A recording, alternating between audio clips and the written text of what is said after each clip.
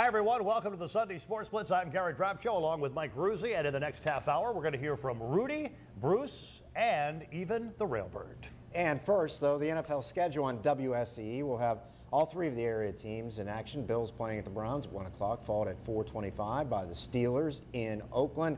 Sunday night game on WSEE-12, the Patriots and the Ravens. And the Steelers looking to make it 2 in a row and get their first road win of the season when they play at Oakland against the Raiders this afternoon. The defense coming off a game in which they stymied Mark Sanchez of the Jets. Coach Mike Tomlin says they have to be ready again since the Raiders quarterback knows them pretty well. It starts with Carson Palmer. This guy's a veteran guy who's very familiar with us and how we attack people. He probably has as much experience against facing our defense and our pre-snap looks and our blitz packages as any quarterback in football. And the Raiders and Steelers rivalry used to be one of the bitterest rivalries in the NFL, especially during those Super Bowl years of the 70s. And the Steelers' new offensive philosophy stresses short passes and time of possession. And in week 2 against those Jets, it certainly worked. Jay Pushkar has more. New offensive coordinator Todd Haley certainly has put his thumbprint on Pittsburgh's new way of moving the ball. Rather than a traditional running tactic, he has put Ben Roethlisberger in complete control. I feel like that can be a weapon for us, is taking the short pass, getting our playmakers the ball. You know, if I'm thinking of the drive correctly that you're talking about, I think we didn't really have any big plays, like deep plays. It was crossing routes, out route, things like that. And to me, that's important because we've got so many playmakers at the wide receiver and tight end position, and even backs out of the backfield that, you know, taking a 5-yard pass is, you know, they call it run game alternative. So I think that's good for us. In their victory over the Jets, Roethlisberger surpassed the 27,000-yard mark in his career passing, only second in franchise history now, behind Hall of Famer Terry Bradshaw. It's an awesome honor with this franchise, a storied history and tradition here. It just truly is humbling, and I have to just, you know, thank all the guys that's a lot of yards that guys have caught from me, and too many to name, but I thank them all on the line, and just it's neat, but to me, winning the game is a bigger deal. Reporting from Heinz Field in Pittsburgh, I'm Jay Pushkar.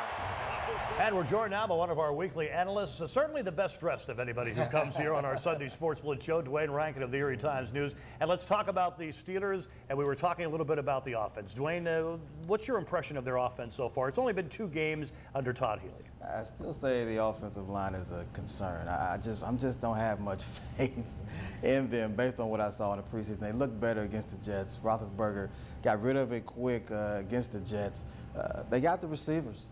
If they're going to play this possession, get it out, and let those guys make plays, I like it. But I don't have faith in the offensive line. If that can get better, the offense can be great. But I don't have much faith in that offensive line. And the offensive line turns into the running backs, and they had 23 yards rushing at one point in the 4th quarter against the Jets. That would be before they went on that final drive. You're not getting anything out of the running game right now, and at some point, Duane, they're going to have to run the football. And that's the concern. I mean, they keep putting guy Redmond. Yes, he runs hard. Dwyer, he runs hard. Mendenhall isn't back yet. But at the end of the day, Steeler football is still running the ball. And Roethlisberger, the best years they've had is when he plays off play action. And I just don't like him back there, taking hit after hit after hit. When they play a really good D-line that can get after him up front, we're going to see that. And yeah, he can take it week 2, week 3, week 4, week 5.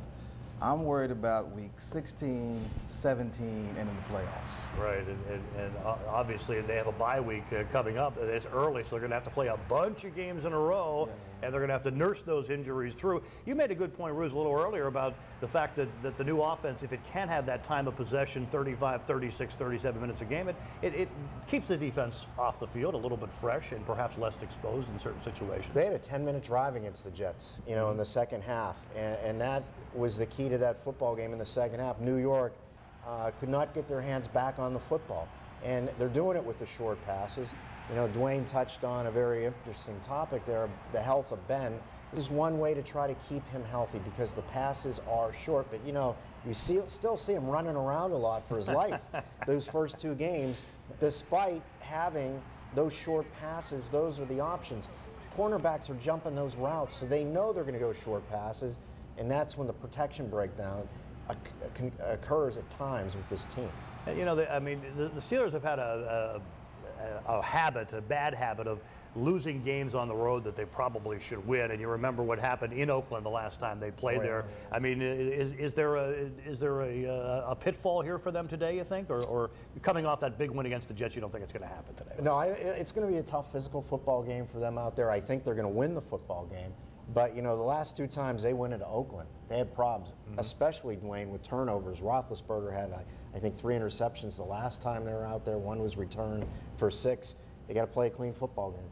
Very clean, and I just want to make one real quick point about their defense against the Jets.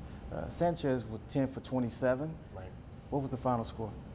27-10. That's right. Very weird numbers, but the reason I want to get to that is the Steelers play bully ball on defense, and if the officials let them play like that, that's when you get those 3 and outs and get the offense back on the field. That's what they did against the Jets. They played bully ball with the receivers, and they got 3 and outs. That's why that offense was on the field a lot, too, because of that defense.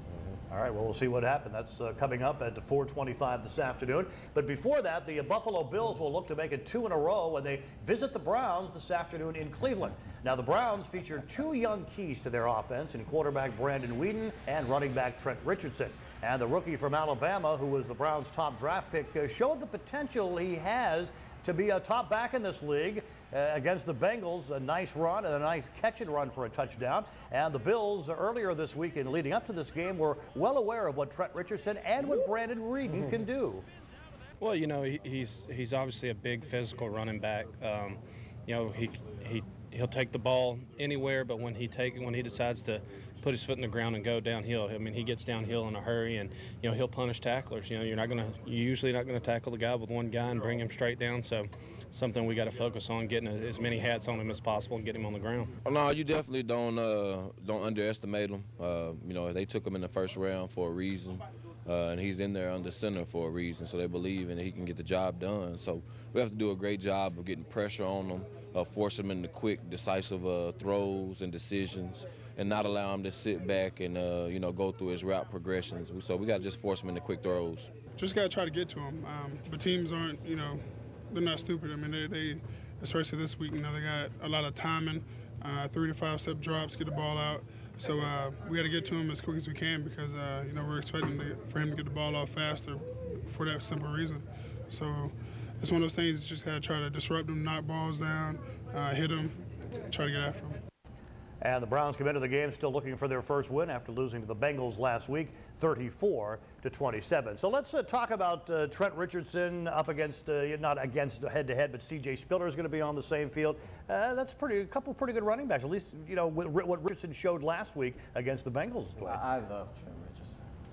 He just runs the ball so hard. I mean, when you watch him play, that's a man out there on the field. Okay, that's not a little kid. And they're trying to strip him. Look, advice to the defenses in the future, you better wrap the kid up because he's too big to be going with arm tackles and things of that nature. And he is coming off an injury. He is only going to get better. On the other side, C.J. Spiller, I think the one thing that the Bills are doing is they're not giving him a lot of carries. When he was in college, when he was effective, he's a home run hitter. He doesn't need a lot of carries to get the yards. He's averaging 10.1 yards a carry. He doesn't need a lot of carries to make plays for them. Guys leading the league in rushing. I like both guys. Obviously, Spiller has the speed to just break one.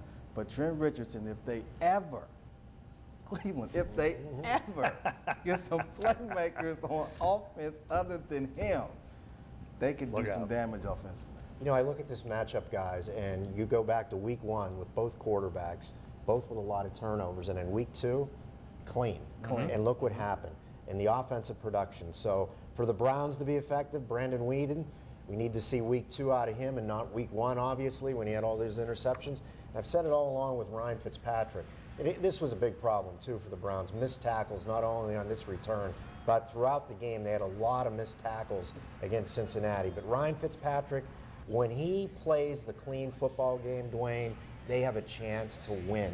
When he turns the ball over, they seem to really struggle. They do. And on top of that, I don't have much faith in either one of these defenses. Okay, the Browns are 29th in the NFL in defense. I have zero faith in either of them. I see a big game, a lot of points scored. Look at Trent Richardson. Come on, what are you trying to do? That is a man out there. You know, I mean, the coaches always say that you make the most improvement from week 1 to week 2, and it appears that that's true for both of these teams. But even Shermer said we didn't really make a lot of progress because we didn't win. I mean, obviously, the Bills at home, and you have to wonder, okay, they played the first game, the Jets jumped all over them. Second game, now people are saying, well, maybe the Bills aren't as good as that score because Kansas City wasn't that good. So, I mean, maybe this is the game for both teams that might be a barometer as exactly how good they may be throughout the rest of the season. No question. You know, the Bills looked better, but again, they're playing the Chiefs. The Browns are 0-2. So we're going to learn a little bit more about either team, but whoever wins the game, we're still going to be wondering what either one of them are about. A lot of points. You know, you think about how Kansas City came back a little bit in that game against Buffalo, and then how many points the Browns gave up to Cincinnati. Scoreboard operator is going to be busy. Hopefully it won't be like, didn't the Bills and Browns play a game a few years ago that was, what was the score of that game? You remember that? It was like 6-3 or 5-4. It was a snow game. Yeah, I mean, I was there. Oh, yes. It was Frigidaire. It's not going to be, it's going to be a little chilly, fall-like chilly, but a little bit warmer than it was. All right, Duane, you're going to stick around because you're going to give some predictions at the end of the show. But as we wrap up this segment, I'm going to remind you about the Off-Road Express UPECOM NFL Football Challenge. You can log on to our website, sign up, pick the games every week. Local and national prizes will be awarded, and you can get in at any time during the season. So if you haven't picked the games today, you can get in next week. It's the Off-Road Express UPECOM Football Challenge. We'll be back in just a moment.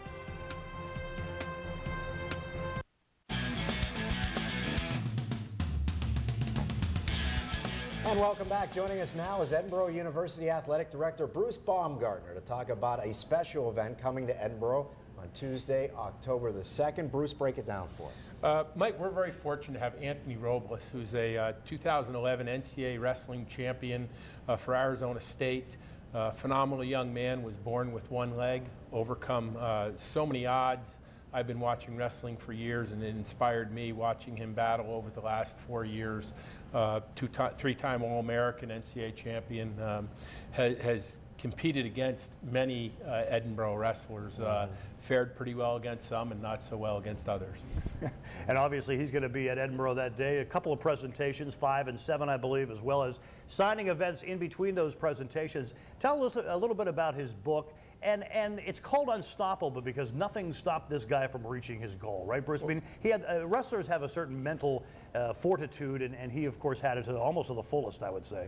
Well, Gary, what impressed me about him is, you know, obviously born with the disability. He did not let that stop him in his activities in his life, and he just really was very persistent. And you know, I think it's going to be great for our student athletes and our students. It's free of charge for anyone in the community that wants to come at 4 and 7 o'clock. He's doing a book signing. He's also promoting his book on a national tour right now. And he's a phenomenal young man. I've met him numerous times, and just what he has overcome and the skills, the ability he has as a wrestler and as a human being. You know, if you're not inspired by what he did, I don't know what would inspire you.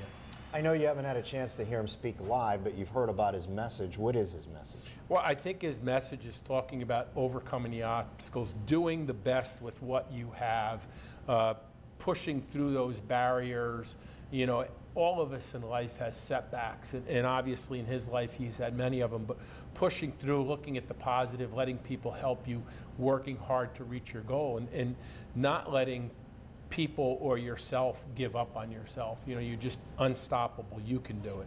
From a purely technical standpoint, Bruce, the fact that he wrestles only with one leg, what kind of, can he use that to his advantage, so to speak, right? Well, I think the only advantage that gives him is that his upper body strength is significant, because in wrestling you have weight classes. But if you could think of participating in any sport without a leg, I think it is a huge disadvantage. And I mean, as you see him wrestle, you know, there's no prosthesis, there's no, he's balancing on one leg where you and I would be balancing and using 2 legs. It's amazing. Let's talk about tickets for the second. There are the 2 sessions. but where on campus is it located, if you can tell anyone? It's at Cole Auditorium. It's a really nice auditorium, you know, very nice seating, about 850 seats for each session. It is on a first-come, first-served basis. You know, we're doing it as a community service. We're trying to encourage local high schools, local athletic teams, individuals that are interested in hearing a very inspirational message. It is free of charge. The Student Government Association, we have an NCA grant to help us pay the costs. Our exercise science club is helping us. It's just a collaborative effort to bring just a phenomenal, excellent speaker to the Erie County, Crawford County area, and hopefully the community at large will take us up on the opportunity.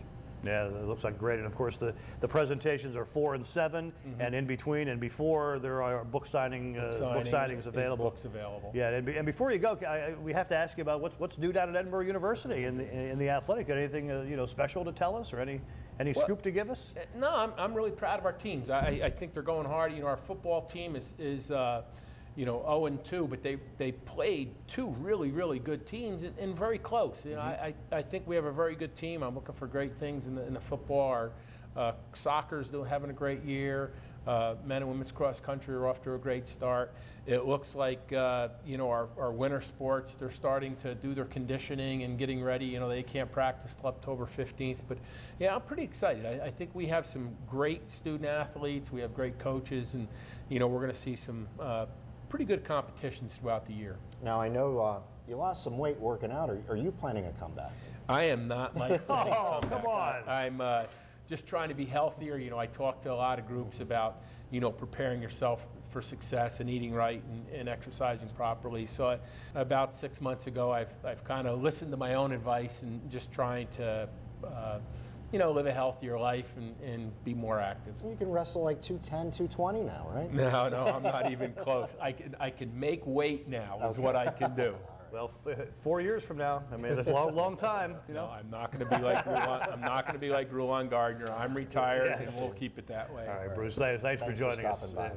Gary, thank you. We'll be right back. More of our Sunday Sports Magazine coming up in just a moment.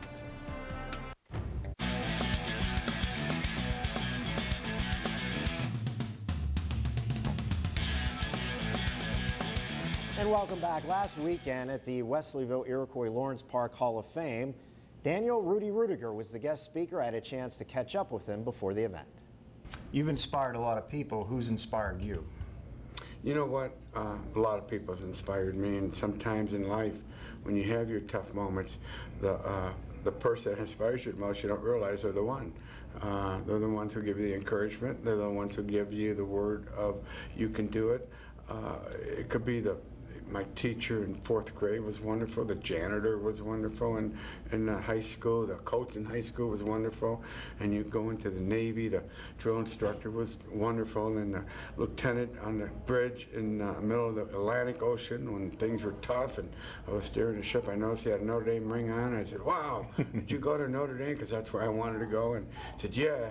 And I said, you think I can go? I said, absolutely. And you keep steering that ship. And just those words of encouragement helps you dream. So there's many. You go through life, you find many people that encourage you, and it comes from all walks of life. What is your message tonight? Hope. Get up. Don't look back. Don't live in the past. Live in the moment. Don't worry about what happened 5 minutes ago, because it's over. And that's how you have to get through life. A lot of people dwell on their moment of grief and learn from it and move on. Living a glass half full, how beneficial is that, looking at the glass half full? Well, you look at the glass half full, it gives you hope.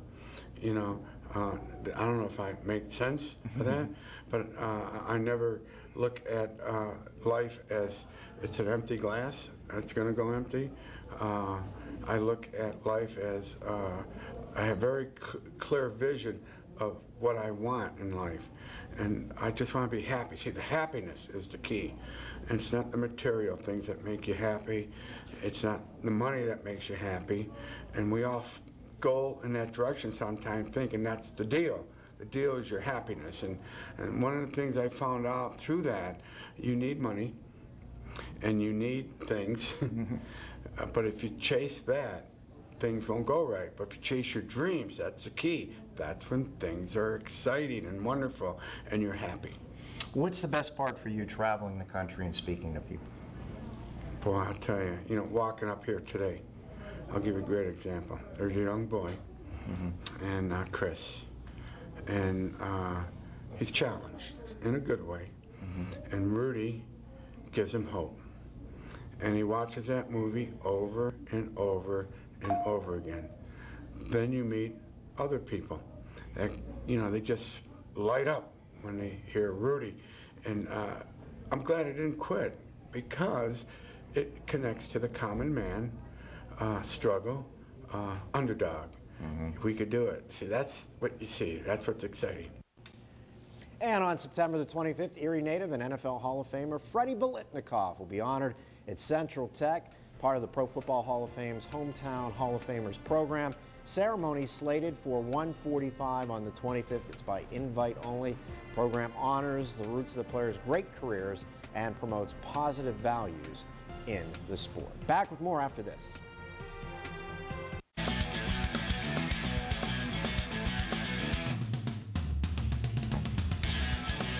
Welcome back. We had a 4-time Olympic medalist on, the talented Duane Rankin, and now this, the Great Railbird. Only one game over the 500 mark for the season. What do you have for us in your new getup?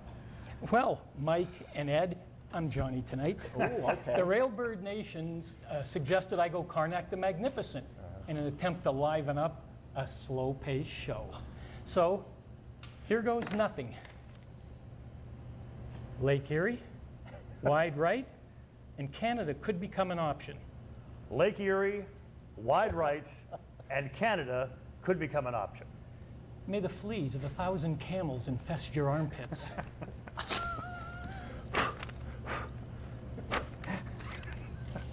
The Buffalo Bills, after they lose to the Browns 21-20, and the misery continues for my buddy Bob at the Sunflower Club. Immaculate Deception. That's right, deception. Freddie, Snake, and the Mad Stork. Oh, wow. Immaculate Deception, Freddie, Snake, and the Mad Stork. Hey, cauliflower breath. You're interrupting me. Since those guys are no longer in uniform, 3 reasons why the Squealers survived the gangplank and edged the Raiders 26-20. Good camera change. And now... Oh, it's the Railbird. I have 2 more picks for the Railbird Nation. Okay, my win already, the Cowboys last over the Bucks 34-20. My lock is the Texans roll and beat the Broncos 30-24. That's it? There it is, right there. I mean, you used 3 of the 20 minutes that I gave you. What gives? You were supposed to earn your pay. Listen, Johnny and Ed, if you guys gave me 20 minutes, you'd be doing the weather in Billings, Montana. So, there you go. Oh, wow. Huh?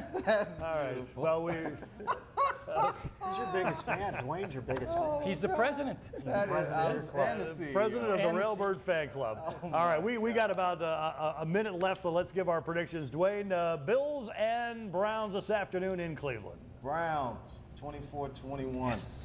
I like the Browns as well. I'm going to take Buffalo in this one. I just like the way they played last week, and I'll take the Bills to win this one 24-17. How about the Steelers and the Raiders later this afternoon? Who do you got, Dwayne? Steelers. I just think it's the same old Raiders. 28-17. They need those guys. Yes. Yeah, they do. I like the Steelers to win this one, and I think they're going to do like 35-10. I think this is going to be a blowout, but we'll see. And again, both the games are on WSEE. The NFL Today on CBS coming up right after us at noon. Bills and Browns at 1. Steelers and Raiders at 4:15. And a reminder, guys, and especially Steeler fans out there, they won't go to the Steeler game until the Bills game is over.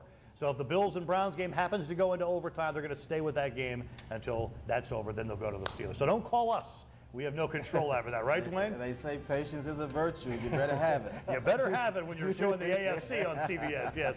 Well, for Dwayne and the Railbird, for Ruz, I'm Gary. Have yourself a great Sunday.